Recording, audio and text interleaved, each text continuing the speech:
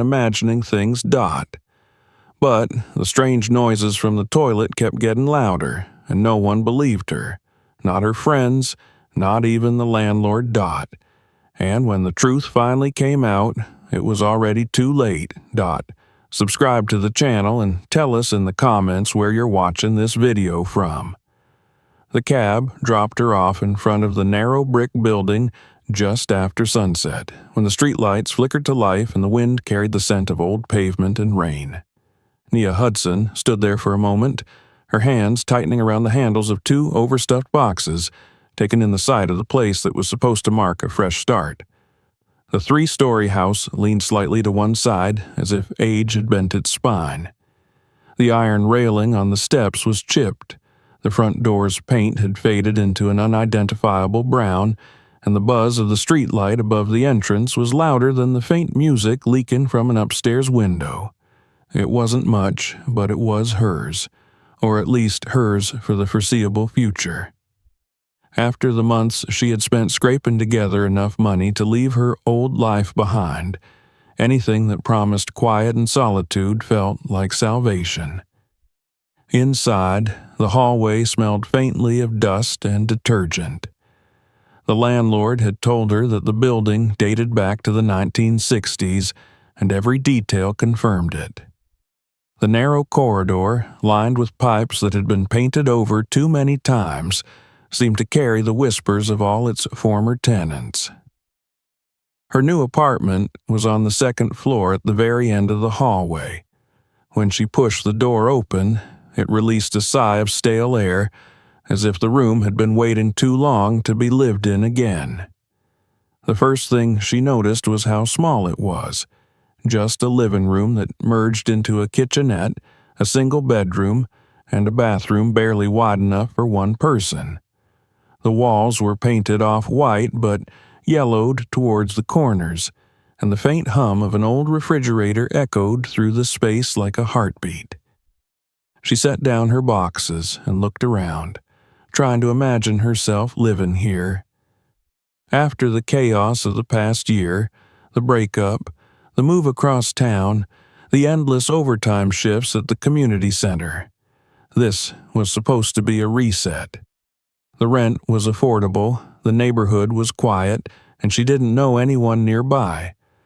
That last part was both comforting and lonely. She unpacked slowly, taking her time with each object, folding clothes into drawers that stuck when pulled, arranging her few books on the window ledge where a curtain rod was missing. It was strange how silence could make even the smallest sounds feel amplified. The clink of her mug against the counter, the creak of the floor under her steps, the distant hum of a passing bus. She liked quiet, but tonight it pressed too close, heavy and unfamiliar. By the time she finished, it was nearly midnight. Nia made herself a cup of tea and walked toward the bathroom to brush her teeth.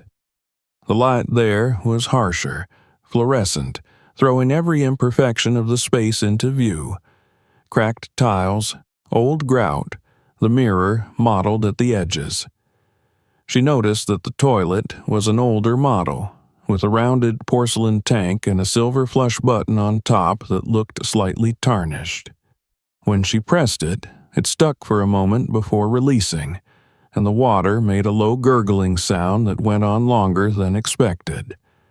She frowned, but the fatigue of the day was stronger than curiosity. She told herself that in old buildings things always made noise. Pipes, heaters, walls shifting with the temperature. It was nothing. That night she slept fitfully, half aware of the apartment around her. At one point, she woke up, convinced that she'd heard a faint tapping sound. It was soft, rhythmic, coming from the direction of the bathroom. She lay still, listening, her heart beating faster with each second of silence between the noises. Maybe it was dripping water, she thought. Maybe the tank was leaking or air trapped in the pipes. She rolled over and forced her eyes shut. Tomorrow she would check. It wasn't worth getting up for. The next morning, sunlight poured through the slats of the blinds, illuminating the dust floating lazily in the air. Nia brewed coffee and tried not to think about the night before. She told herself that she had imagined it. New places always felt strange at first. Still, when she went into the bathroom again, she paused. The smell of dampness was stronger, though there was no visible leak. She pressed the flush button once more. It resisted again before moving. The water hissed for a moment, then quieted. There was a short clicking sound afterward, almost like someone had pressed a recorder's button in another room. She tilted her head, frowning, but the sound had already faded. Shrugging it off, she washed her hands, staring at her reflection. She looked tired but alert, her dark skin glowing under the harsh light, curls tied loosely at the back of her head. She smiled faintly to herself, trying to convince her reflection that she was fine. The day passed without incident. She spent the afternoon cleaning and rearranging, opening the windows to let the air move through. From outside came the sounds of ordinary life. A dog barking, a radio playing somewhere below, a child's laughter carried up the stairwell. The normalcy of it steadied her. By evening, she was feeling almost comfortable in her new home. She made dinner, simple pasta, eaten from a bowl on the couch, and scrolled through messages on her phone. Friends sent photos from the city center. Her ex had finally stopped calling, and for the first time in months, she felt the edges of peace returning. When she went to bed, she left the bathroom light on. She told herself it was just because she didn't like waking up in total darkness, but in truth, she didn't want to hear anything unexpected again. Light, she thought, would keep the apartment quiet. Sometime after midnight, a soft sound broke the silence. It wasn't tapping this time, but a faint, rhythmic hum like the static between radio stations. Nia stirred, disoriented. The glow from the bathroom light stretched across the floor, forming a narrow path of pale gold. She sat up, listening. The hum came and went, a low vibration that seemed to travel through the walls. Maybe the upstairs neighbor was watching television, she thought. Maybe someone's heater had switched on. Yet the sound was too localized, too deliberate. It pulsed faintly, then stopped, then pulsed again. A pattern. She got out of bed, walked barefoot toward the bathroom, and stood in the doorway.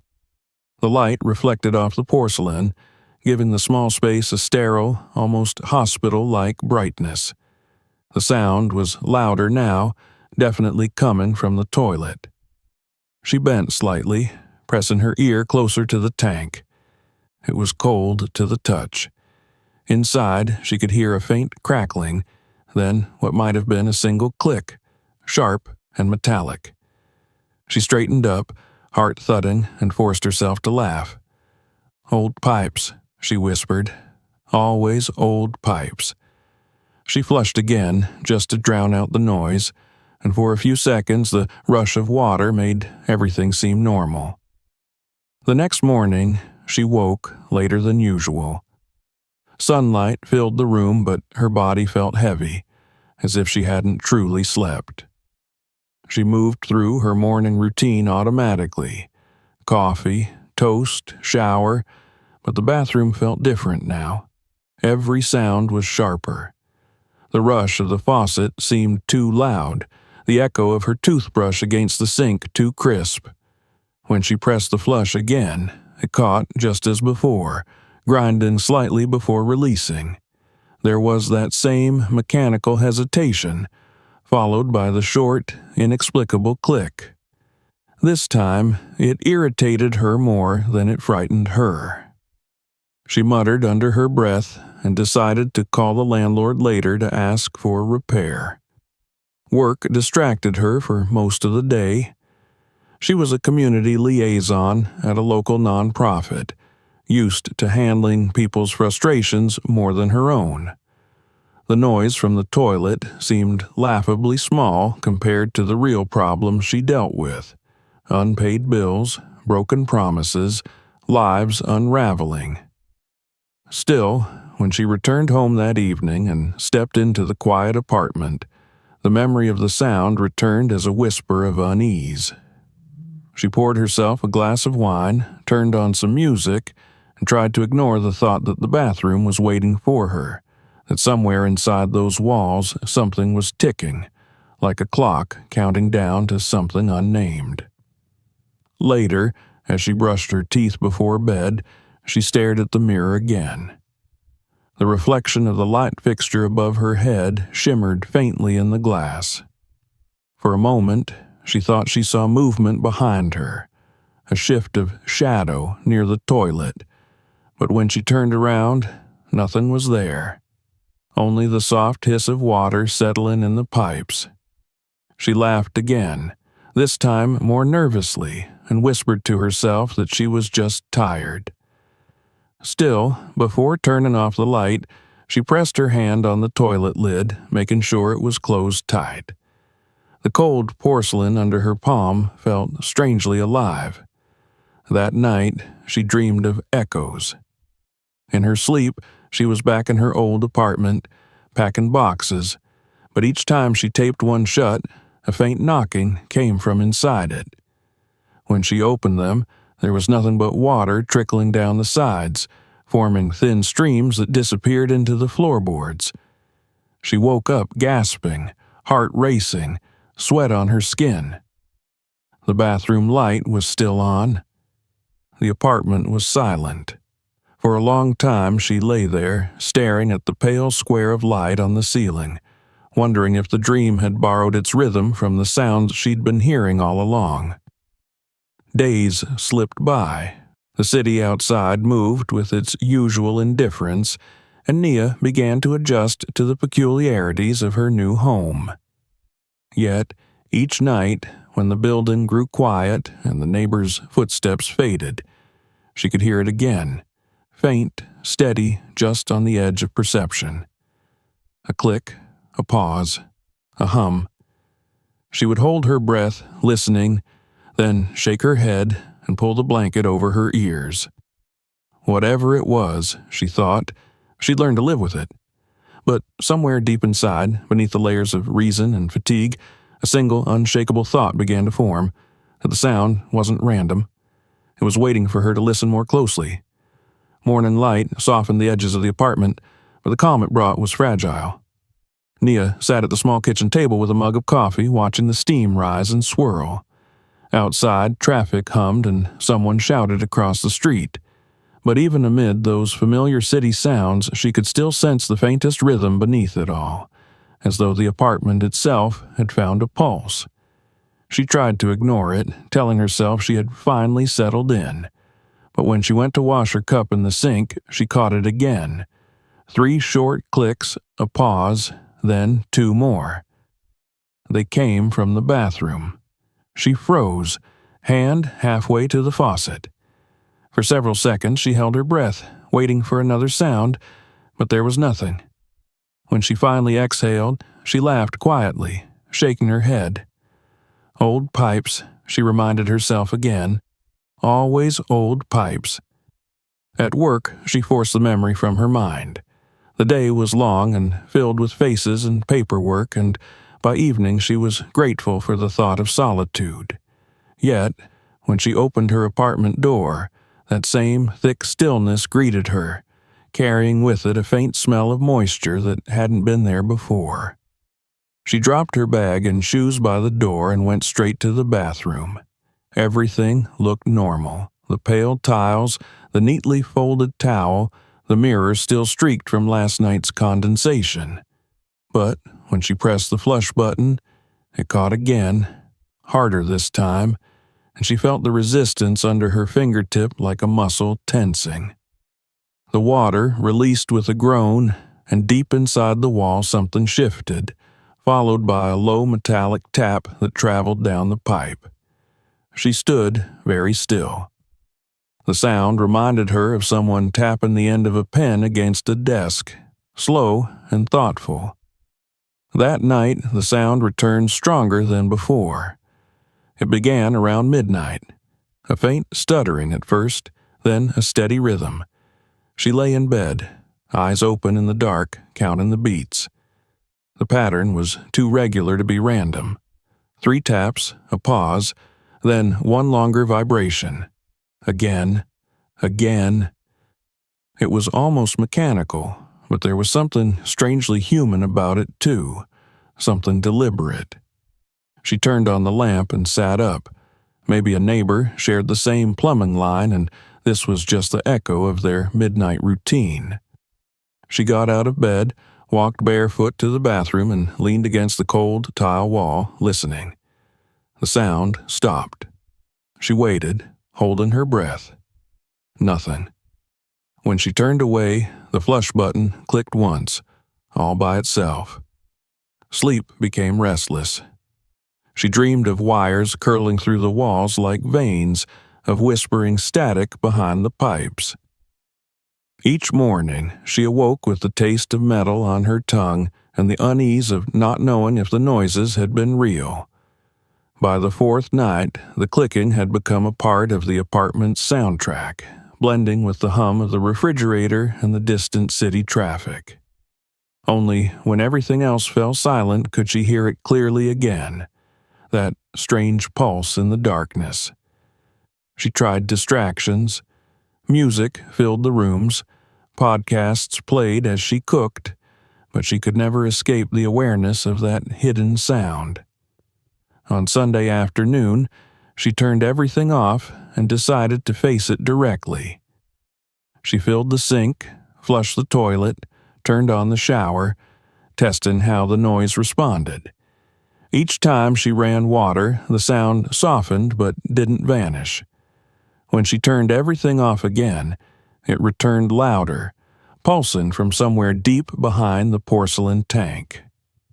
She placed her palm flat against it. The surface was cold and damp with condensation, but beneath it she thought she felt a faint tremor, as though something inside the wall vibrated in response to her touch. She stepped back quickly, her heart hammering. That evening, she called her landlord. The call lasted barely 2 minutes. He told her the plumbing was old, the building had been renovated years ago, and such noises were part of the charm. When she tried to explain that this was different, that it felt like something mechanical, he laughed. "You'll get used to it," he said and hung up. For a while, she sat staring at her phone, her reflection flickering in the black screen. Used to it. The words settled on her like dust. As night fell, she noticed new sounds joining the old. Along with the clicking, there were now faint bursts of static, the sort of short-lived crackle she remembered from her father's radio when he tuned between stations. Sometimes it lasted a few seconds, sometimes less. The noise seemed to react to her movements, growing louder when she entered the bathroom, fading when she left. Once, she thought she heard a fragment of speech buried in the distortion, a single syllable that might have been her name, but when she leaned closer, there was only silence again. Her rational mind fought against fear. She researched toilet noises and clicking pipes online, scrolling through countless forums filled with theories about trapped air, sediment buildup, and loose valves. She tried them all. She flushed with the lid open, checked the back of the tank, even poured vinegar into the system as one post suggested. For a few hours it seemed to help. But around midnight the sound returned, sharper and quicker, as though irritated by her interference. Sleep no longer brought rest. She would lie awake, listening to the patterns evolve, sometimes a single repetitive tick, sometimes a rising hiss followed by silence. The worst was when it seemed to imitate rhythm, like a coded sequence, or like breathing. Each new variation deepened her anxiety. Once she caught herself whispering to it, asking it to stop, and immediately felt ridiculous. She was talking to plumbing. Still, the instant she spoke, there had been an answering click. By Monday, she was exhausted. At work, she spilled coffee on a report and forgot a client's name mid-sentence. Her coworker laughed gently and said she looked haunted. Nia forced a smile, but later, in the bathroom at work, she stood by the sink staring at the tiles, terrified she might hear the same sound there too. When she came home that night, the apartment seemed to greet her with a low murmur, the familiar cadence behind the bathroom door. The smell of damp metal lingered stronger than ever. She pressed her ear to the wall again, feeling foolish but unable to resist. Behind the tile came a faint electrical buzz, then a sudden sharp click so close it made her flinch. She stepped back and stared at the toilet as though it might move. Then, slowly, she crouched and examined every inch: the pipes, the screws, the floor beneath it. That was when she noticed the smallest detail. Near the back of the tank, just above the baseboard, a hairline crack in the plaster that hadn't been there before. She touched it with her fingertip. The surface crumbled slightly, leaving a smear of gray dust. For a moment, she thought she saw something dark behind it, like a thread or a wire, but when she blinked it was gone. She stood up quickly and backed away, heart racing. Maybe the sound was air, maybe it was a leak inside the wall, but maybe it wasn't. She spent the rest of the evening pacing the apartment, too restless to sit, too afraid to leave. When the noise started again that night, she turned on every light, hoping brightness would chase it away. It didn't. The clicks came softer now, deliberate, as if waiting for her to notice. At 3 a.m, she gave up on sleep and sat at her table with a notebook. She began writing down the times she heard the sounds, drawing small marks to track their rhythm. It felt absurd at first, but soon she realized there was a pattern. The noises often began around midnight, paused after 3, then started again around 5. She noted the intervals, the variations in tone, the moments of silence. It wasn't random. It was too controlled, too intentional. She stared at the paper, her pulse pounding in her ears, and for the first time, a new thought took hold. What if someone was trying to listen? The idea made her laugh aloud in the empty room. Who would hide in a bathroom wall? Still, she couldn't dismiss it. The crack she'd found, the hidden wire she thought she saw, it all fit together in a way that logic couldn't untangle. She took out her phone and tried to record the sound again. Holding the microphone near the tank, she waited. There was nothing for several seconds, then one faint pop followed by static. She replayed it immediately, but the recording captured only the faint rush of air. Whatever the noise was, it didn't want to be recorded. The next morning, the world looked the same, but Nia no longer trusted it. The walls of her apartment seemed to watch her as she moved. When she brushed her teeth, she caught herself glancing at the mirror's reflection, expecting movement behind her. Each time she flushed, she listened for that click. It never failed her. It had become, she realized, part of her daily life, as steady as her heartbeat. And deep down, she felt that whatever caused it was listening too. One evening, as the sun sank and shadows reached across the floor, she sat by the bathroom door with her back against the wall, waiting. The apartment was utterly still. For the first time, she thought she could hear the city breathing outside, the wind against the windows, the distant hum of traffic. Then, faintly, from behind her, came that same mechanical whisper, rhythmic and patient. It didn't frighten her this time. Instead, it filled her with a strange certainty. Someone, somewhere behind that wall, was waiting for her to respond. When the sound finally stopped, the silence it left behind was heavier than the noise itself. She rose slowly, feeling as if the entire apartment were holding its breath. Then she turned off the light and walked away, pretending that everything was normal. But inside her, a quiet dread settled deeper, as if a small door had opened that could never quite be closed again. For days after that long night, Nia carried the tension of her apartment inside her body as if it had fused with her bones. Each morning began with the same quiet dread, a moment before she opened her eyes when she could almost believe that nothing was wrong, that she had imagined it all. But then she would hear the faint echo of dripping water somewhere deep in the pipes, a soft knock that was too deliberate to ignore, and the sense of intrusion would return like a weight pressing on her chest. At work, she forced herself to smile, to listen, to care about the endless stream of small human troubles that came through her office, but part of her mind remained anchored in that bathroom, haunted by the rhythm she could not explain. The sound had taken root not just in her walls but in her mind, a presence that waited patiently for her to come home each night. She began to feel watched. It was not a single clear feeling, not paranoia that announced itself outright, but something quieter, more insidious. When she brushed her hair before the mirror, she sometimes had the eerie sense that her reflection wasn't perfectly aligned with her movements, that there was a fraction of delay between her turning her head and the mirrored version following.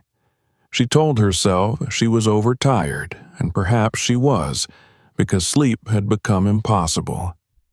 Each night she would lie awake listening for that familiar pulse in the pipes, the one that seemed to grow stronger when she stopped breathing, as if waiting for her to notice it. Sometimes she got up and went to the bathroom, switching on the light just to reassure herself that everything was in its place. It always was. Nothing moved, nothing changed, yet she could not shake the certainty that the apartment was listening to her too. One morning, she found herself standing in front of the bathroom door for almost 5 minutes, unable to go in. The door itself looked harmless, white paint, brass handle slightly tarnished, but beyond it lay that quiet, patient noise that had started to feel like an entity of its own. She forced herself inside, her movements slow and deliberate, and faced the toilet. She pressed the flush button, and, as expected, it stuck again before yielding. The sound that followed was now unmistakable, not just water moving through pipes, but a click, a faint whir, and then a second click. It was almost mechanical, like a device turning itself on. She stared at the porcelain tank, heart pounding, and reached out to lift the lid. Her fingers stopped just before touching it. She didn't know what she expected to find: mold, rust, perhaps a loose valve, but something inside her screamed not to look. She replaced her hand, took a step back, and tried to breathe. That day, she brought home a small portable recorder she used for interviews at work. If the sound existed, she reasoned, she could capture it. She placed it on the edge of the sink before bed and turned it on, its small red light blinking like a heartbeat in the dark. Then she turned off the lights and tried to sleep. The clicks began around the same time as always, steady, faint, and unmistakable. She pulled the covers over her head, refusing to listen. When morning came, she replayed the recording. What she heard was mostly silence, broken occasionally by the soft rush of water, the sound of her own movements in the night. The clicks were gone. The recorder had caught nothing. Her throat tightened as she listened again and again, searching for any sign that she hadn't imagined it. But there was only stillness. The apartment, it seemed, refused to confess. Over the next few nights, her fear began to erode into a kind of dull exhaustion. She moved through her days mechanically, her mind wrapped in fog. Her co-workers started to notice. "You look pale," one of them said. "Are you sleeping at all?" Nia smiled, made a joke about caffeine, and went back to work. She didn't tell anyone the truth because she wasn't sure what the truth was anymore. If she said it aloud, that she thought there was something behind the walls of her bathroom listening to her, she would sound unhinged. So she stayed silent and returned each night to the quiet that waited for her. The apartment had begun to change too, or at least it seemed that way to her. The air felt heavier, more humid, carrying the faint metallic tang of old water. Sometimes she thought she smelled something like burnt plastic near the bathroom, just for a second before it vanished. She opened the window to air it out, but the odor returned, fleeting but persistent. When she touched the walls, she thought she could feel a faint vibration, like the heartbeat of the building itself. Once, she pressed her ear against the tile and heard something that wasn't a click or a drip, but a whisper of movement, the faint shifting of something alive within the wall. She recoiled, stumbling backward, then stood staring at the wall, her pulse racing. The bathroom, once merely uncomfortable, had become unbearable. She told herself she would call a plumber, a real one this time, not rely on the landlord's dismissive reassurances. But the thought of explaining the problem made her hesitate. How could she describe it? That her toilet made noises like a recorder? That sometimes she thought she could hear a whisper under the sound of the flush? That she had seen a wire, or thought she had, behind the plaster? She decided to wait until she had something solid, some proof. So she began to keep a written record again, marking down every time she heard the noise, the hour, its rhythm, its intensity.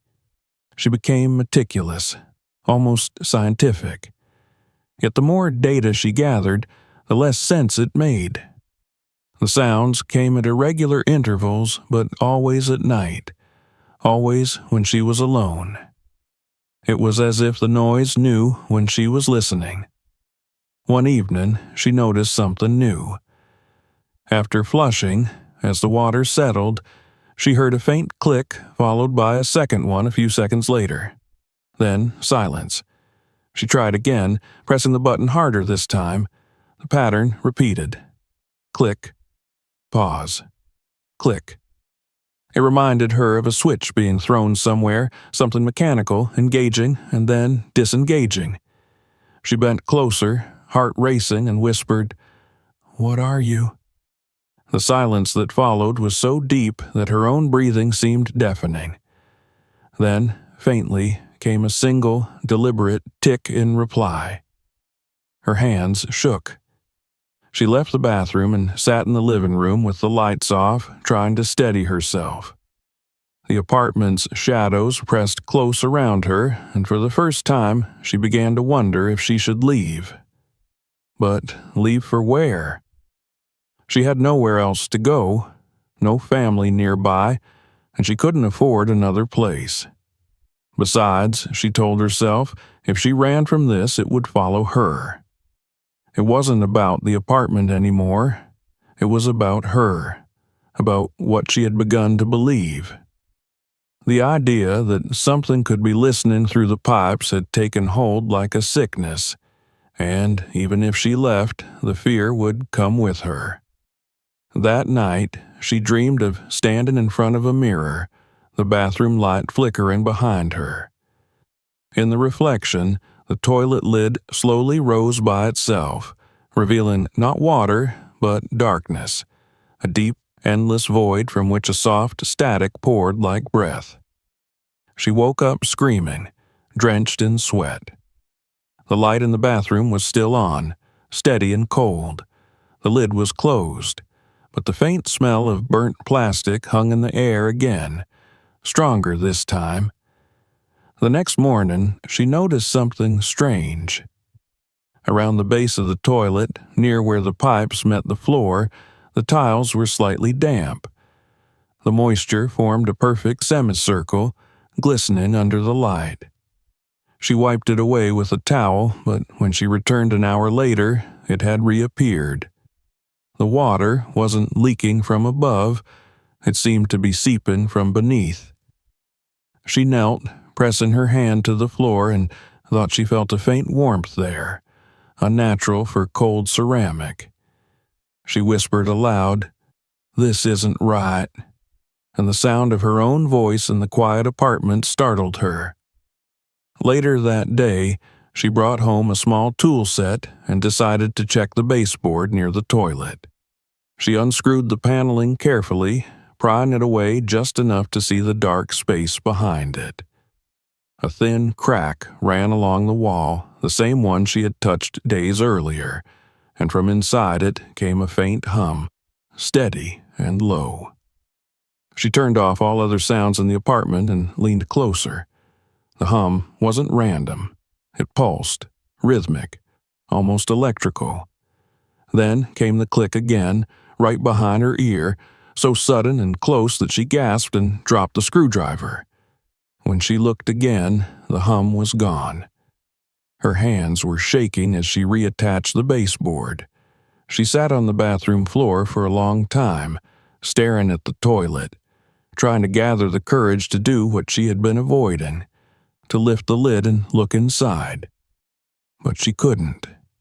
The thought filled her with an instinctive terror she couldn't explain, as though whatever was hidden there was meant to stay hidden. She stood up slowly, her legs trembling, and closed the door. From that day on, she kept it closed whenever possible, as if by shutting it she could contain whatever was happening inside. But closing the door didn't stop the noise. It grew more unpredictable, coming at odd hours, sometimes in the middle of the afternoon when she least expected it. She began to hear it faintly, even from the other rooms, a series of taps and whispers that followed her like a pulse through the walls. It was everywhere now, inside the pipes, beneath the floor, behind the thin layer of paint that separated her from whatever lurked beyond. She felt trapped in a house that was no longer hers, a house that had learned the sound of her heartbeat. Her reflection had changed too. Each morning, when she looked in the mirror, her eyes seemed slightly different, more hollow, as if she had been hollowed out from the inside. She caught herself talking aloud just to fill the silence, narrating her morning routine in a low voice like a child afraid of the dark. Once she laughed at herself for it, but the laughter sounded strange in the empty apartment, and she stopped. By the end of the week, she was certain of one thing. The noise wasn't an accident. It responded. She tested it one night by clapping her hands twice in quick succession, then waiting. From behind the bathroom door came two soft clicks in answer. She froze, every muscle in her body tightening. She clapped again, one short, one long. The reply mirrored her exactly. She stared at the door, unable to move. Something, or someone, was listening from the other side. The realization hit her with cold clarity. This was no broken pipe, no trick of old plumbing. Someone had access to her walls. The thought terrified her so deeply that for a long time she couldn't think at all. She moved through the next day in a daze, her mind looping through the possibilities. Was it the landlord? A neighbor? Some stranger with access to the building's infrastructure? She had no evidence, no proof to give anyone. Only the sound. Only the quiet, deliberate sound that matched her like an echo. That evening, when it started again, she didn't hide under the covers or turn on the light. She sat on the bed, listening, counting each click until dawn. By morning, her eyes burned from sleeplessness, but her fear had hardened into resolve. Whatever it was behind those walls, she would find it. And she would not run. Morning came without light. The clouds hung low and gray outside her window, pressing against the glass as if the world itself had grown heavy. Nia stood in front of the mirror, a toothbrush dangling forgotten in her hand, staring at her reflection. Her eyes were rimmed with red, her skin pale under the harsh light. She had slept barely 2 hours, and even that short rest had been filled with the same noise, the clicks, the tapping, the coded rhythms that now echoed in her dreams. She turned off the faucet and listened. Silence. For the first time in days, she couldn't hear it. The stillness made her even more uneasy than the sound ever had. She left the apartment early, unable to stand the weight of its silence. Outside, the air smelled of wet concrete and car exhaust. The street was already awake, the hum of traffic rising and falling like breath. For a few hours, the noise of the city drowned out everything else. At the community center, her co-workers were cheerful, the chatter of morning routine surrounding her like a shield. But underneath that layer of normalcy, her mind kept replaying the same thought. Something was inside her wall. Not a ghost, not a superstition, something real, physical, deliberate. That certainty grew heavier each time she tried to suppress it. She told herself she was imagining things, yet she could no longer ignore the rhythm she had heard responding to her own movements. The memory of that mirrored pattern of sound, 2 clicks for 2 claps, still chilled her when she thought about it. By lunchtime, she had made a decision. She would bring someone in, someone who understood plumbing and pipes and all the hidden anatomy of old buildings. A professional would find the cause, and then she could stop feeling hunted in her own home. When her shift ended, she called the number of a local repair service she found online and booked a same-day appointment. The man on the other end sounded tired but polite, promising to arrive within the hour. Relief flooded through her. Finally, someone else would hear it too. Someone who wouldn't laugh. The plumber arrived just before dusk, a broad-shouldered man in his 40s with weary eyes and a toolbox that clanked when he set it down. His name was Mr. Adler, and he had the steady, methodical air of someone who'd been called to fix 100 variations of the same problem. Nia led him to the bathroom, explaining the noise as best she could. She tried to keep her voice calm, matter of fact, but she heard the tremor in it anyway. He nodded politely, his face giving nothing away, and began his inspection. The small space filled with the sound of his movements, metal tools clinking, the lid of the tank lifting, the dull scrape of his wrench against the pipes.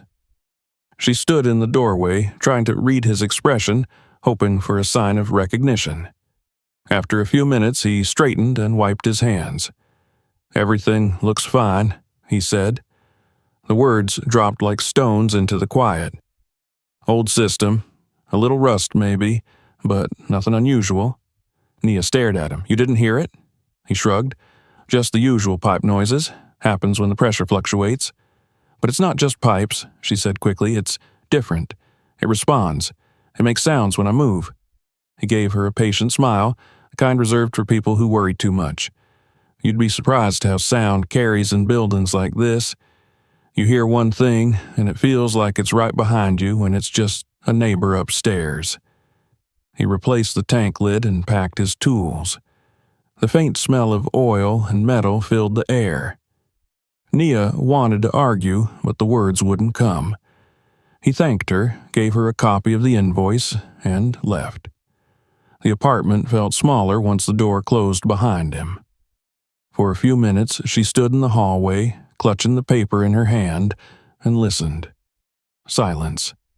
Then, from the bathroom, a single, unmistakable click. Her knees went weak. It wasn't loud, but it was clear, deliberate, and far too perfectly timed to be coincidence.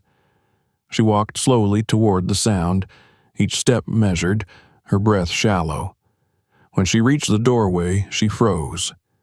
The plumber's inspection had left the toilet tank spotless, yet the faintest trace of moisture now glistened along its rim. She leaned closer, and the clicking stopped. Then came a new sound, a soft electrical hum, steady and low. It pulsed for a few seconds, then vanished. She spent that night in the living room, unable to bring herself to enter the bathroom again. The apartment's stillness pressed in on her, and the faint hum of the refrigerator became the only sound she could trust. Around midnight, she thought she heard something scraping faintly through the wall, a noise like wire being pulled through a narrow space. Her heart raced, but she didn't move. She sat perfectly still until dawn, her body stiff, her eyes fixed on the crack of light under the bathroom door. When morning came, she realized she could no longer live like this. Fear was starting to feel like part of her, shaping every breath. She decided to face it directly. If no one else could hear it, she would find out for herself what was behind those walls. She waited until afternoon when sunlight filled the room and made the shadows seem less threatening. She gathered what tools she had: an old screwdriver, a flashlight, a small kitchen knife, and knelt by the crack she had noticed earlier near the base of the wall. Her hands trembled as she wedged the tip of the screwdriver into the plaster and began to chip away. The sound was rough, scraping, almost too loud after days of soft clicks. Dust fell around her knees. The first layer broke away easily, revealing darkness behind it. For a moment, she hesitated. The air that seeped out of the crack was colder than the room, carrying a faint metallic odor. She directed the beam of her flashlight into the gap. Something glinted there, a thin strand of black cable running vertically through the wall, coated in dust. She reached for it, but the cable was too deep to pull free. She followed its path with her light, watching it disappear upward into the darkness. Every instinct told her to stop, but curiosity overpowered fear. Someone had installed that wire deliberately.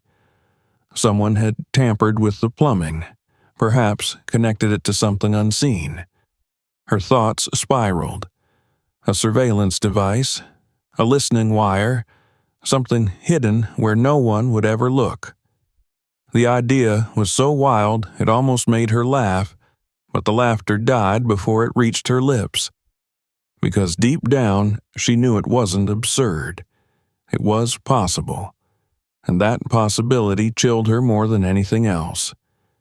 She cleaned up the fragments of plaster as best she could, then went straight to her phone. For a long time she just stared at the screen, her thumb hovering over the keypad. Who could she call? The landlord would dismiss her again. The plumber had already shrugged it off. The police would need evidence, and what could she show them? A wire in a wall. The thought of explaining it made her stomach twist. Finally, she took a photo of the wire and saved it, telling herself she'd decide later what to do. As she set the phone down, she realized her hands were still shaking. That evening, the noise began again. It was softer now, intermittent, almost hesitant. She found herself talking to it without realizing. "I know you're there," she whispered. "Why?" The sound paused, then gave a single short click, almost like acknowledgement. The skin on her arms prickled. She turned on every light in the apartment and sat in the kitchen, forcing herself not to look toward the bathroom door. The brightness made the silence bearable, but her thoughts refused to rest. Someone could be using that wire to listen, maybe to watch. Every conversation, every private moment, recorded. The idea made her nauseous. The next day she called the landlord again, this time more forcefully. He answered with his usual impatience. When she mentioned finding a wire in the wall, his tone changed, nervous now. He said he would send someone to inspect, but days passed and no one came. She called again. This time he didn't answer. By the third attempt, his number went straight to voicemail. The sense of isolation deepened until it felt absolute. She had become a problem to be ignored. Nia's rational mind began to unravel under the weight of her fear. Every sound in the apartment seemed suspect, the creak of the floorboards, the hum of the refrigerator, the distant laughter from upstairs, all of it folded into one continuous pattern of threat. She started unplugging electronics at night, convinced they might be compromised too. Her phone stayed off whenever she wasn't using it. When she walked through the apartment, she moved silently, listening. The noise came less often now, but that only made it worse, as if whoever or whatever was behind it had learned patience. A week passed like that. Then, one night, she woke to the faint sound of the toilet flushing by itself. The noise was unmistakable, the rush of water filling the tank. She froze, unable to move, her body rigid beneath the covers. After a few seconds, the flushing stopped. Silence. Then came the slow, deliberate creak of the bathroom door opening. She couldn't see it from where she lay, but she could feel it, the shift in the air, the change in the light. Her heart hammered so violently she thought it might burst.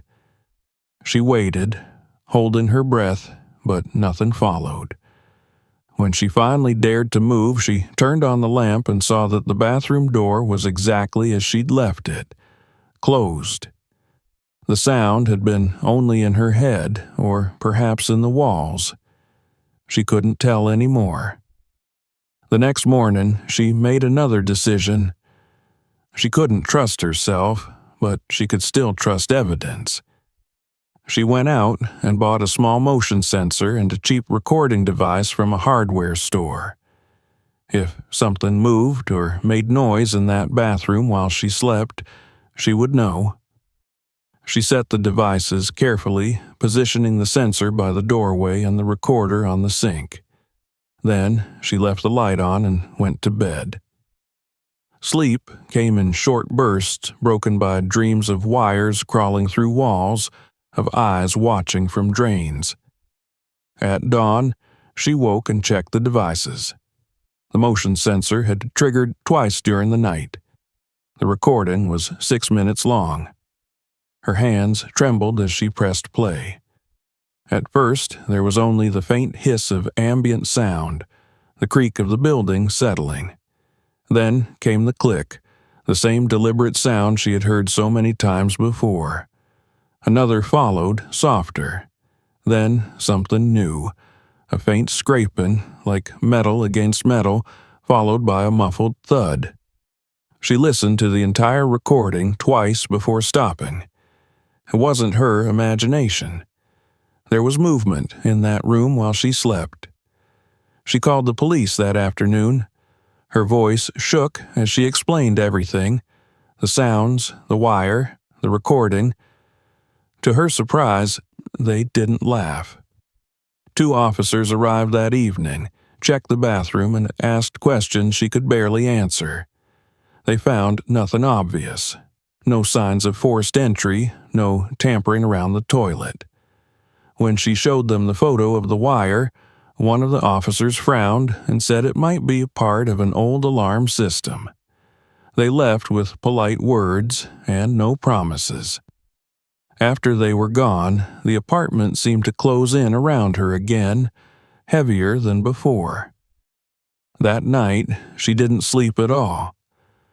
She sat in the living room with her back to the wall, the motion sensor glowing faintly from across the room. At 2 a.m, it blinked once, then twice. Her breath caught. From behind the bathroom door came the low hum of something electrical coming to life. She stood, frozen, waiting for the next sound. It came, a slow, deliberate click that echoed through the silence like the tick of a clock. She wanted to scream, but no sound came out. Instead, she whispered to herself again and again, "Tomorrow I'll leave." But she didn't.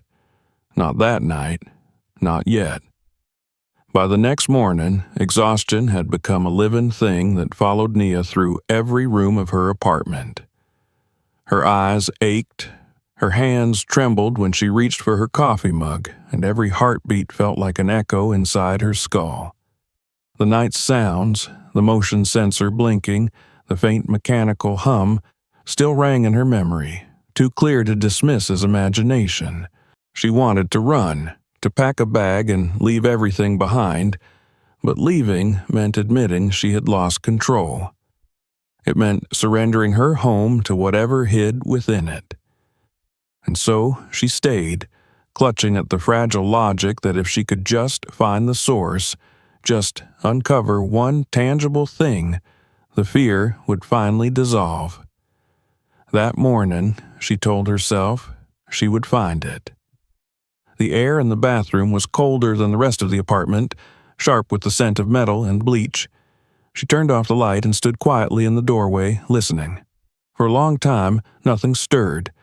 The silence was so complete it made her ears ring.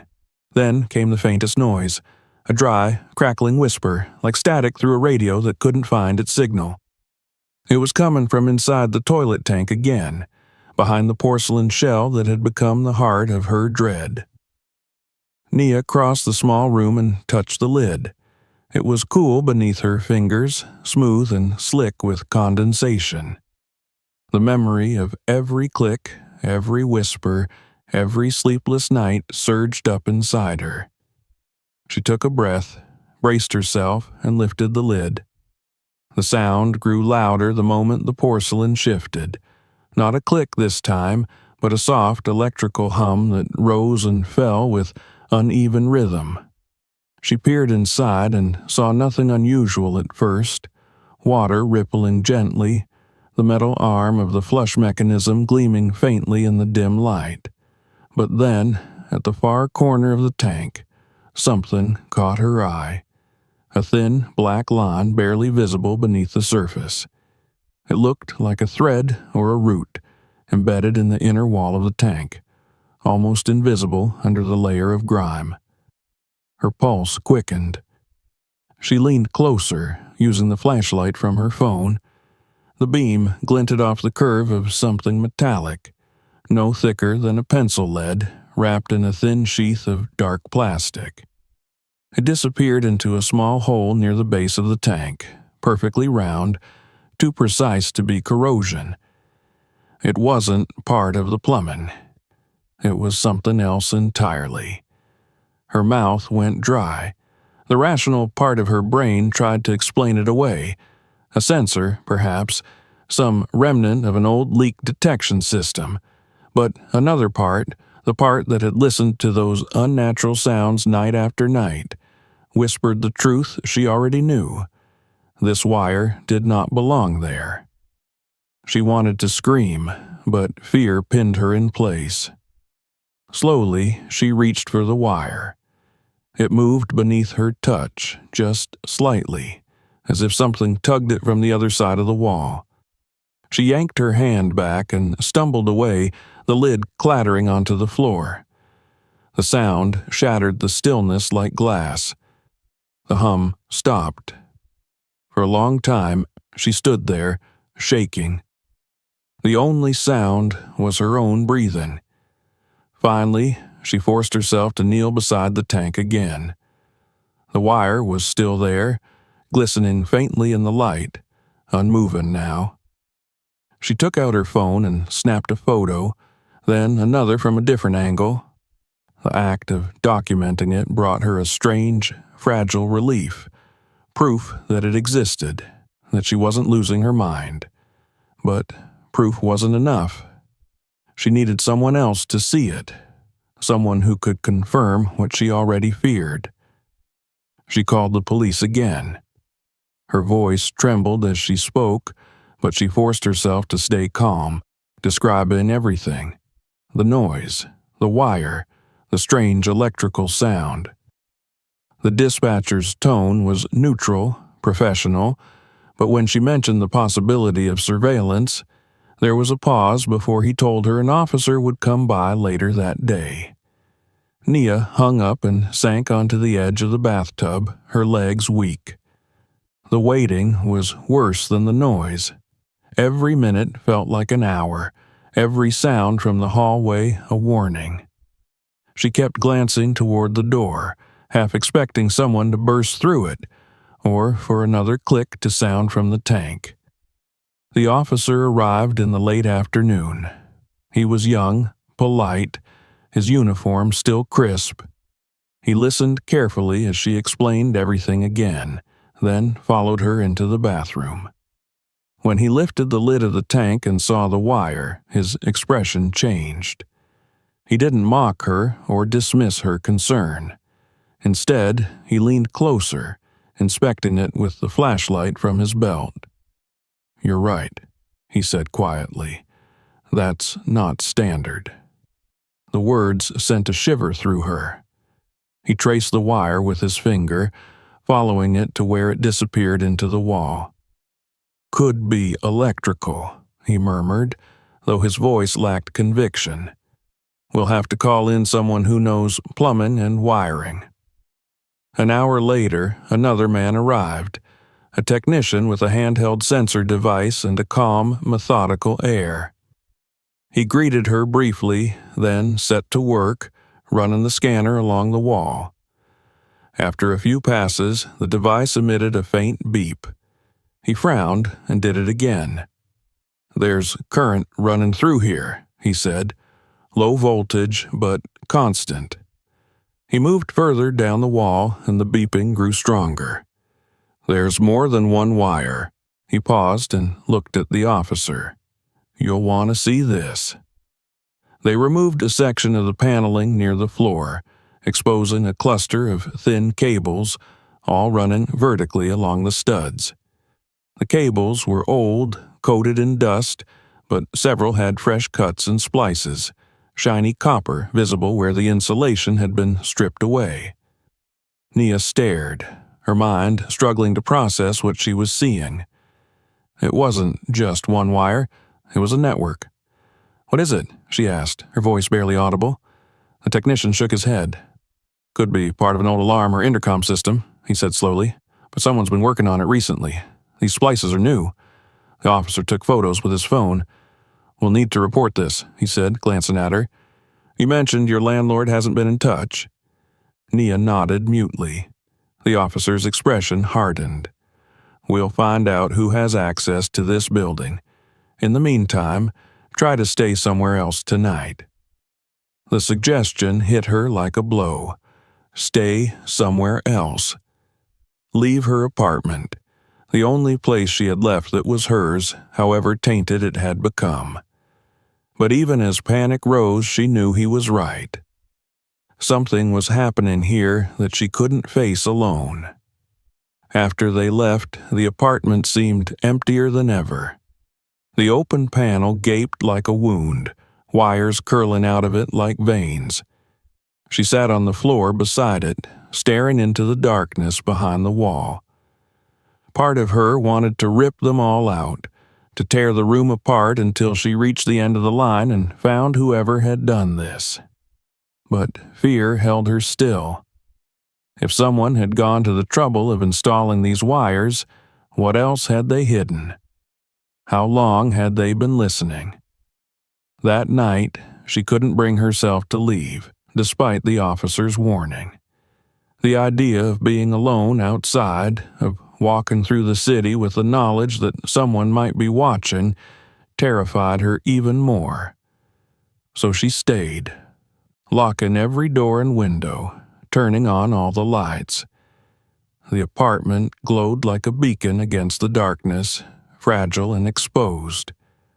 Around midnight, the hum began again, faint but unmistakable. She moved to the bathroom doorway and listened. The wires in the open panel shimmered faintly in the light, and she could hear a soft crackle, like static on an untuned radio. It rose, fell, then stopped. She took a step closer. The air felt charged, humming against her skin. Then came a single click from the tank, clear as a breath. It was followed by another from behind the wall, almost like an answer. She backed away, trembling. The conversation she had imagined for nights was suddenly real. A question and an answer, a pattern between her and the thing inside the wall. She fled to the living room, clutching her phone, but she didn't call anyone. Who would believe that the wires were talking back? When morning came, she found muddy footprints on the hallway floor near the bathroom door. They were faint, smeared as though someone had walked through water. Her mind searched for a rational explanation. The officers, perhaps, or the technician, but these prints were too small, too narrow, as if made by bare feet. She crouched down, tracing one with her fingertip. It was damp, as though fresh. Then she heard it again, from inside the bathroom, a soft, deliberate scrape. She ran. Outside, the air was blindingly bright after the dimness of her apartment. She didn't stop walking until she reached the end of the block. Her hands shook as she tried to call the officer who had helped her, but the call went to voicemail. She left a message, disjointed, panicked words about the footprints, the noise, the wire. Then she stood there on the sidewalk, staring up at the building that had once felt like safety. From the street, it looked perfectly ordinary, its windows reflecting the sunlight, its brick facade warm and still. No one passing by would ever guess what lived behind those walls. By afternoon, the officer returned her call. He sounded calm, reassuring. He told her a full team would inspect the apartment the next day. "Don't go back there tonight," he said firmly. "Stay with someone." But she had no one nearby, no friend or family she could impose on. She promised to find a motel, though she knew she wouldn't. When the call ended, she stood there for a long time, watching the people move past her, each face anonymous, each expression indifferent. For a fleeting moment, she thought she saw a man standing across the street, half in shadow, watching her. He wore a gray jacket and a cap pulled low, his posture too still, too deliberate.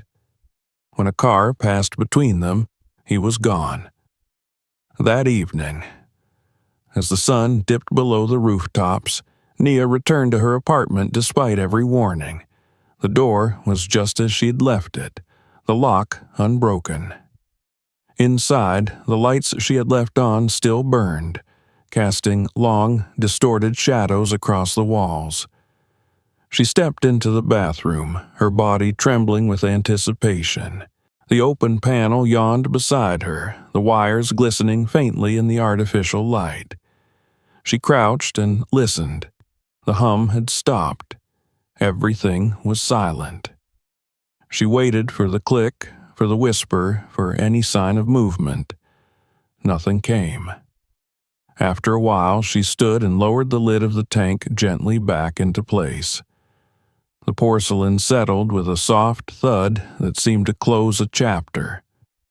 She should have felt relief, but instead there was only emptiness, a hollow quiet that rang louder than any noise. Still, as she turned to leave, her gaze caught the small dark hole where the wire had disappeared into the wall. Something about it seemed deeper now, as if it led not just through the building, but somewhere beyond, somewhere she could never follow. She switched off the light and stepped into the hallway, telling herself she would wait for the investigators in the morning.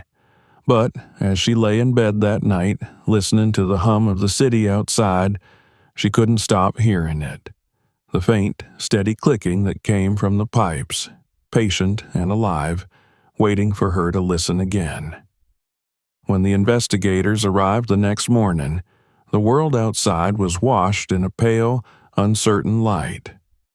A thin drizzle coated the streets, and the gray sky seemed to press down on the building like a heavy lid. Nia waited in the hallway, her hands twisting nervously, as the officers and technicians carried in their equipment. They moved through her apartment with quiet efficiency, setting up devices she didn't recognize, wires snaking across her floor, metal cases clicking open and shut. It should have been a comfort to see professionals at work, but the sight filled her with a new kind of dread. Whatever they were looking for, she knew deep down they would find it.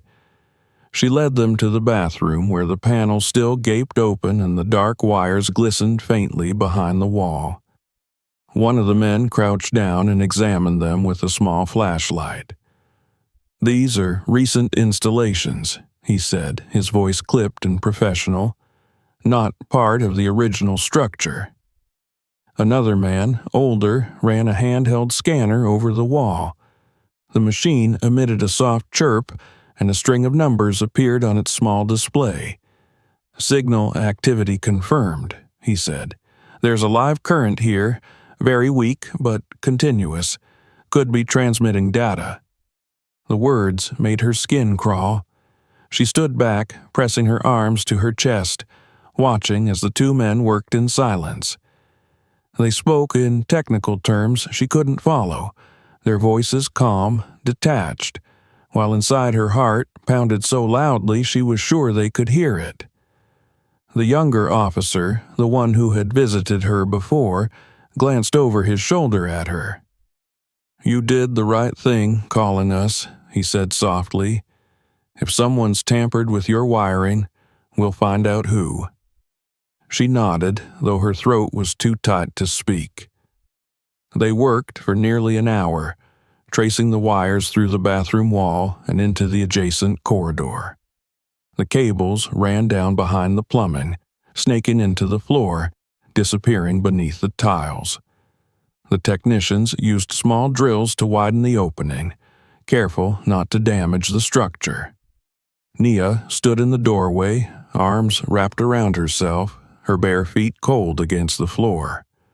When the first piece of the tile gave way, the sound that escaped from the cavity was not what she expected. It wasn't the dull clatter of falling debris, but a low, hollow resonance, like air moving through an open space. One of the men leaned closer, shining his light into the dark. "There's an access channel down here," he said. "Looks like a maintenance shaft. Runs under the building." A maintenance shaft.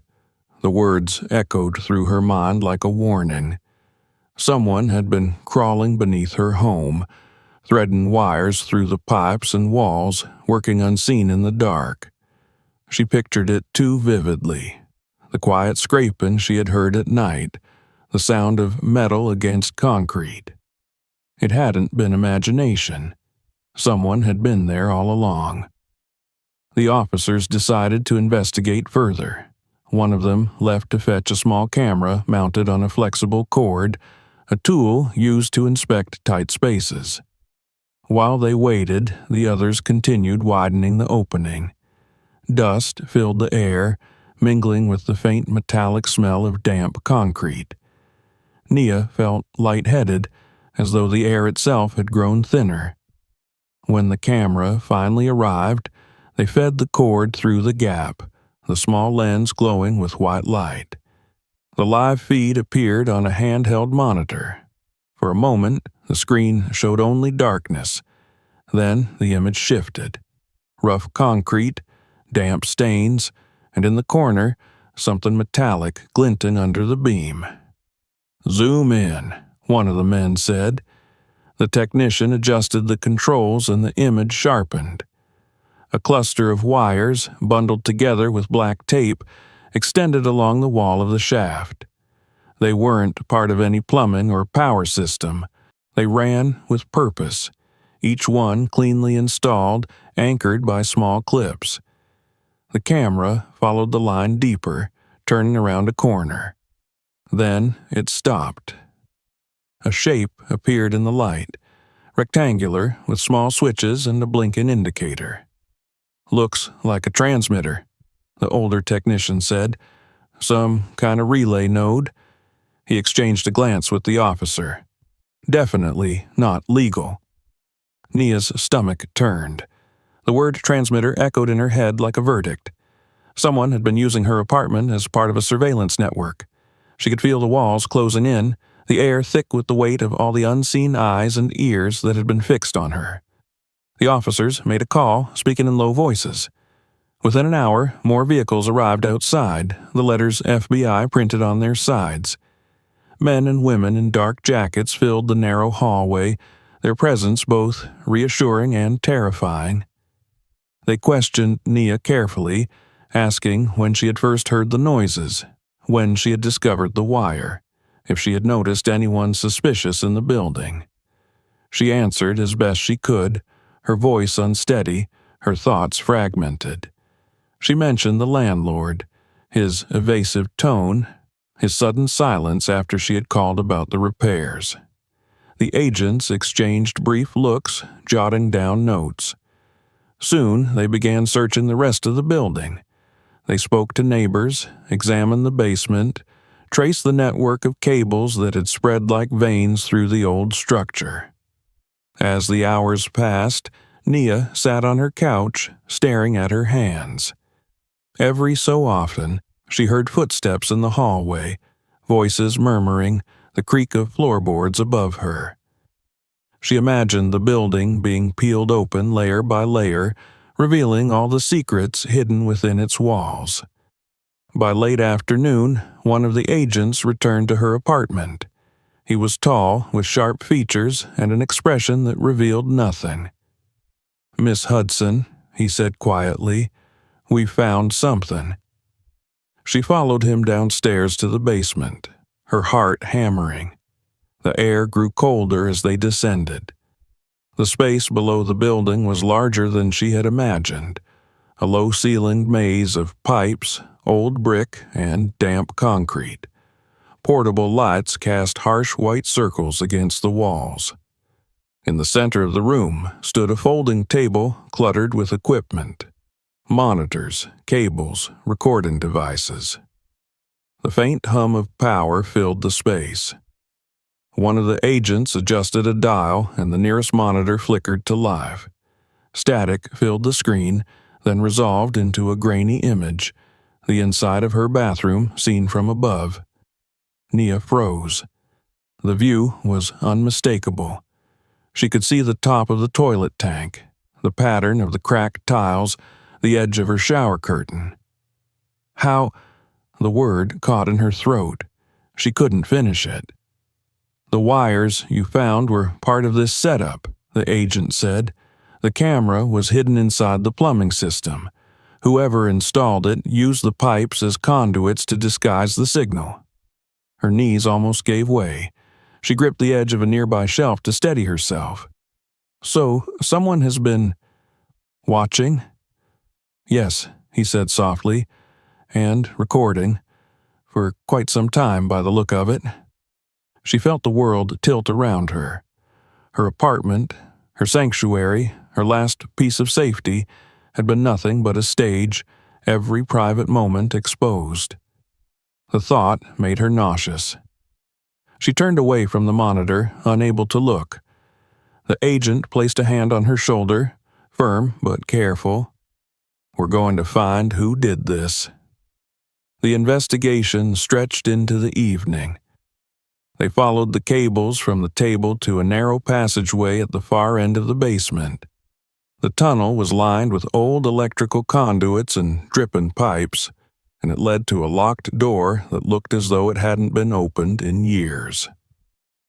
One of the agents picked the lock, and the hinges groaned as the door swung open. Beyond it was a small room, barely large enough to stand in. The air was damp and stale.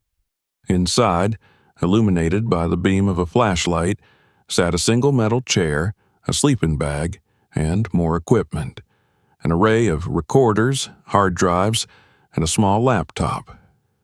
On the wall, pinned among faded maintenance charts, were several printed photographs. At first, Nia thought they were random images, but then she saw herself in them. Some were recent, her entering the apartment, standing by the window, walking down the street with her grocery bags. Others were older, grainier, taken from angles she didn't recognize. Her body went cold. They found the man later that night. He was discovered in an abandoned maintenance corridor connected to the neighboring building, hiding behind a pile of old crates.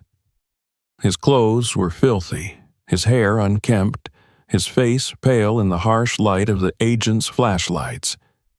When they pulled him out, Nia saw that he wasn't some faceless monster from a nightmare, but an ordinary-looking man in his 50s with tired eyes and trembling hands. He didn't resist.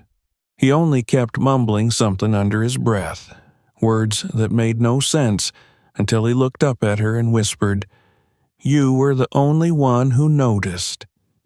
The agents led him away, his wrists bound, his head bowed.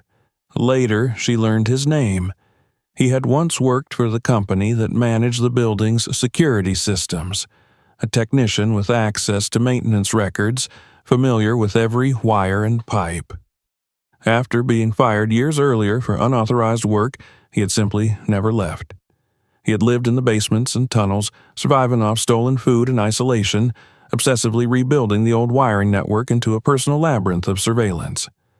For years, he had watched the tenants come and go, listening through the pipes, collecting hours of footage for reasons no one could quite understand.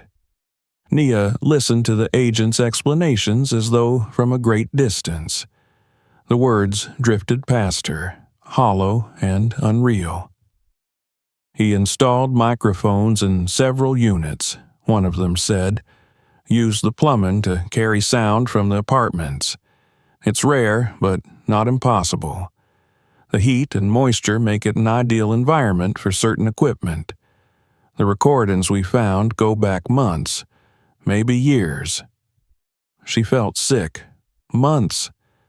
The thought that every conversation, every private moment, had been captured and stored somewhere filled her with a horror that words could not contain. The agents tried to reassure her, promising that the footage would be confiscated, that she would not be in danger anymore. But their voices sounded distant, as if coming from the end of a long tunnel. When they finally let her return upstairs, it was nearly dawn. The apartment was quiet again, the hum gone, the wires severed, but the silence felt wrong, too deep, too absolute. She stood in the doorway of her bathroom, staring at the empty space where the tank had been removed. The tiles were cracked, the wall gouged open, exposing the dark cavity beyond. For a moment, she thought she heard something faint. Just the settling of the pipes, perhaps, or the echo of her imagination. But when she leaned closer, the sound was gone. The agents packed up their equipment and left, leaving behind only dust and the faint smell of ozone. Nia sat on her couch, watching the first light of morning creep across the floor. The nightmare was supposed to be over, but it didn't feel that way. The apartment no longer belonged to her. It was a crime scene now, a hollow shell that held the ghosts of every moment she had been watched. She thought of the man's words, "You were the only one who noticed," and felt a chill run through her. When she finally stood to close the blinds, her reflection caught in the window pane. For a fleeting instant, she thought she saw movement behind her, a shadow in the bathroom doorway. She turned quickly, heart hammering. There was nothing there, only the gaping hole in the wall, silent and black. Yet, as she stood there, the faintest sound rose once more from the pipes, so soft it could have been mistaken for the sigh of air. It lasted only a second, then vanished into the silence. She told herself it was just the house settling, a trick of the mind. But when she went to bed that morning, she left the bathroom light on just as she had on her first night in the apartment. The faint glow spilled across the hallway floor, a thin line of safety she could cling to in the dark, and though she closed her eyes, she didn't sleep. Somewhere, deep inside the walls, she thought she could still hear it. The faint, rhythmic click of something that refused to die. The days after the arrest blurred together, indistinct and heavy, as if time itself had thickened inside the walls of the apartment. Nia stayed in a small hotel on the other side of the city, a bland place with soft carpets, a muted television, and the constant hum of traffic outside the window. The noise of the city, honking cars, voices, the rhythm of life, had once irritated her, but now it was the only sound she could bear. Silence had become her enemy. Every moment of quiet carried an echo of those nights back in the apartment, when the stillness had been punctured by soft, deliberate clicks. She had thought she would feel free once the man was caught, that the fear would vanish with his arrest. But freedom turned out to be a fragile, haunted thing. Even here, surrounded by strangers, she kept glancing at the corners of the ceiling, half expecting to see the glint of a hidden lens. She tried to return to work, telling herself that routine would anchor her. But in the fluorescent-lit office, the buzz of conversation and the tapping of keyboards felt distant, unreal. Her colleagues spoke to her with careful sympathy, their smiles tentative, their eyes full of questions they didn't ask. She could tell they had heard something, rumors, fragments of the story that had already begun to circulate online. The news had picked it up briefly. Former technician arrested in apartment surveillance case. The article had mentioned no names, but it was enough for people to guess. The whispers followed her down the hall, though no one said anything directly. She could feel herself shrinking beneath their gaze, becoming smaller each day. At night, she dreamed of the apartment. In her dreams, the rooms were darker than she remembered, the walls pulsing faintly as if alive. The bathroom was always the same, its door half open, a line of light spilling across the floor. She would approach it slowly, knowing she shouldn't, but unable to stop herself. When she pushed the door open, the toilet lid would rise, and inside, instead of water, she would see an eye staring back at her, unblinking. She always woke just before it blinked. These dreams left her trembling, her pulse racing, the sheets damp with sweat. She tried to tell herself it was only trauma, that the mind had strange ways of keeping its scars alive. But some nights, even awake, she thought she could hear faint noises in the hotel bathroom, the soft, steady hum of plumbing, the faint tick of unseen mechanisms. A few weeks passed before the authorities allowed her to return to the apartment to collect her things. She considered refusing, telling them to keep everything, but there were documents she needed, and part of her felt a grim obligation to face it one last time.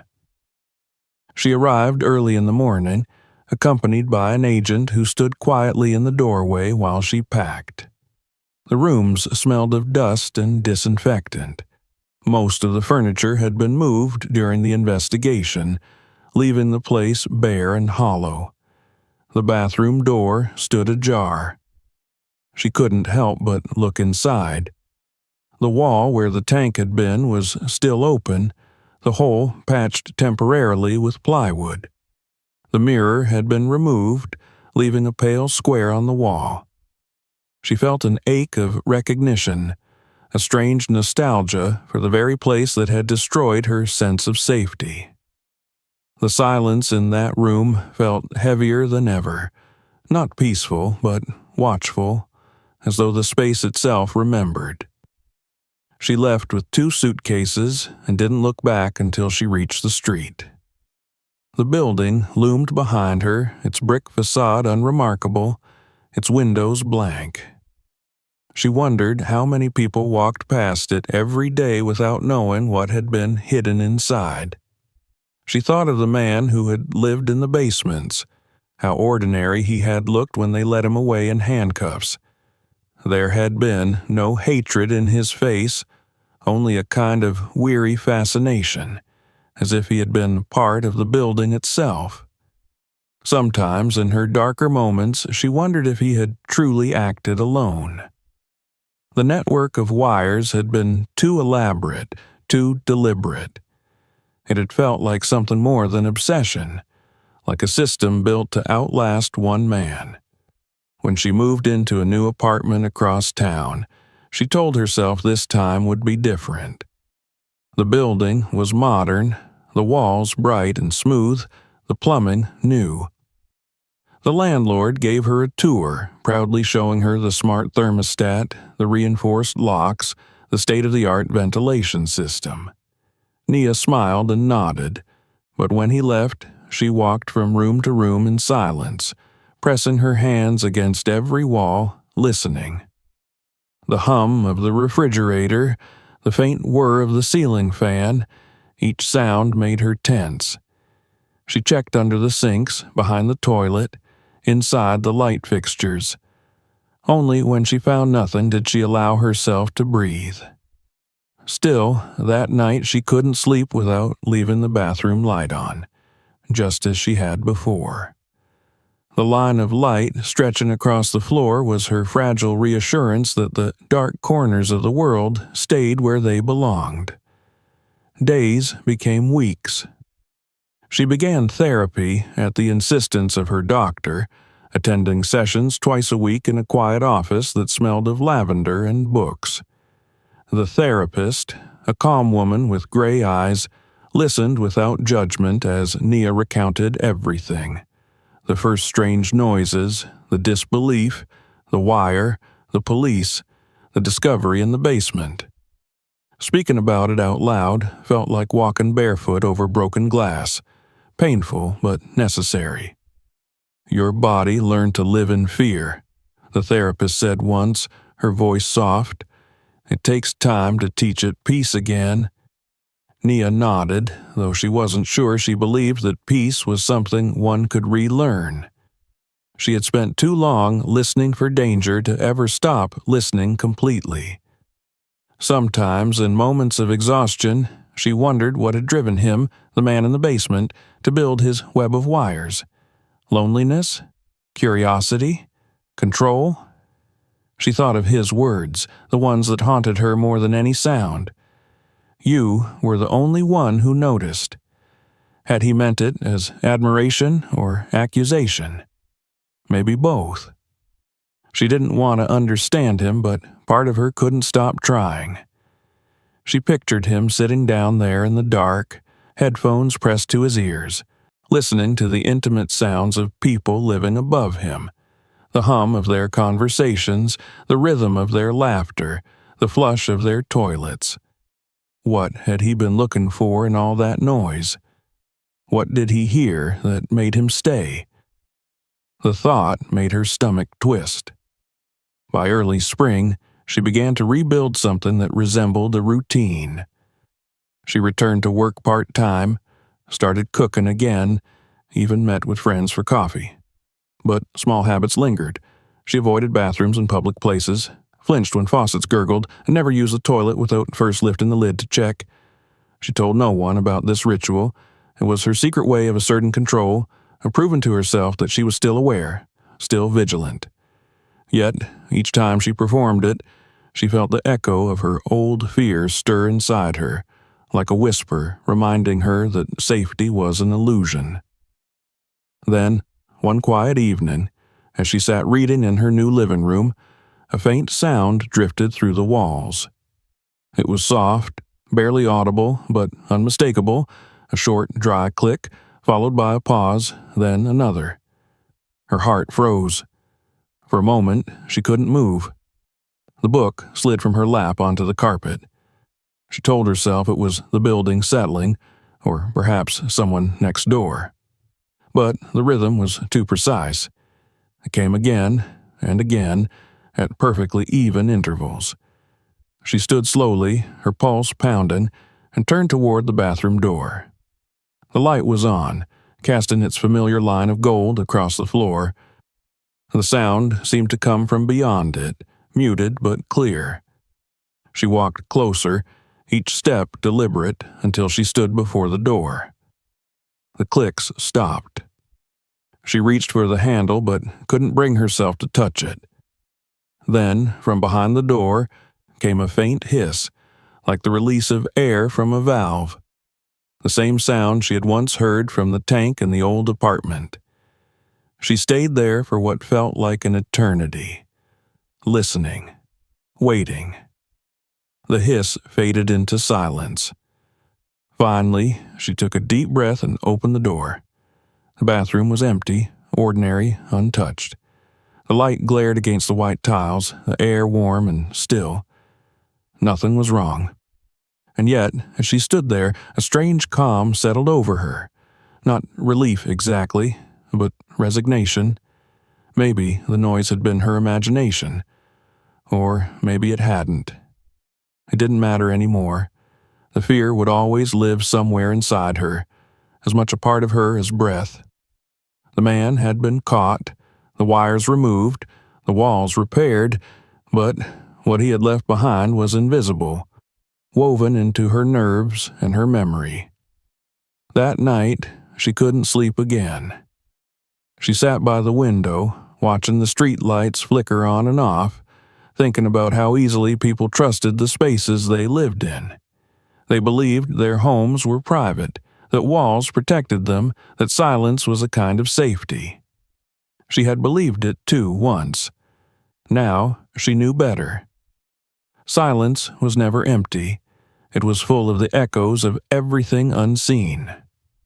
Around midnight, rain began to fall, soft and steady, and she listened to it until her eyes closed from exhaustion.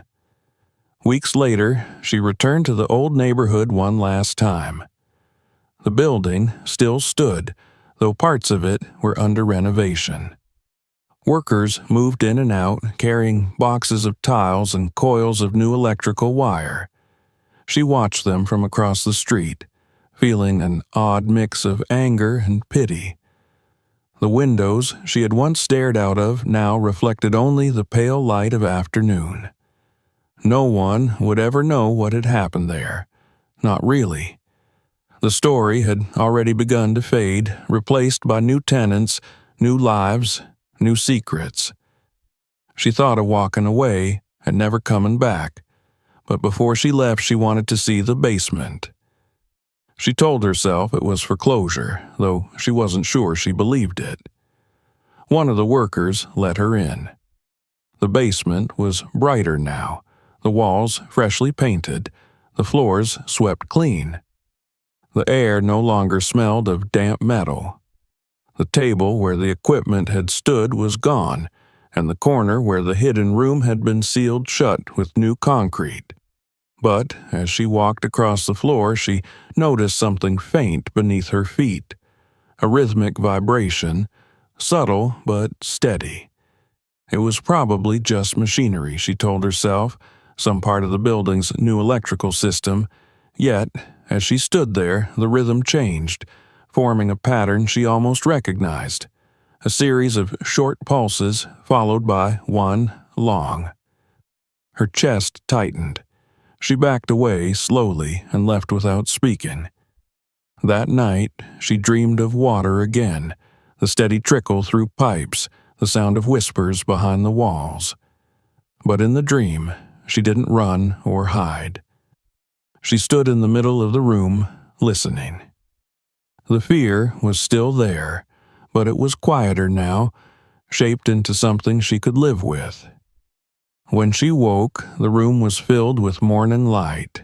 The world outside was alive with noise, birds, traffic, voices, and for the first time in months, she let the sound fill her without flinching. Still, before leaving for work, she walked into the bathroom. The light was on. The mirror reflected her face, calm but alert, eyes steady. She turned toward the toilet, lifted the lid, and stared for a long moment into the still water. Nothing moved.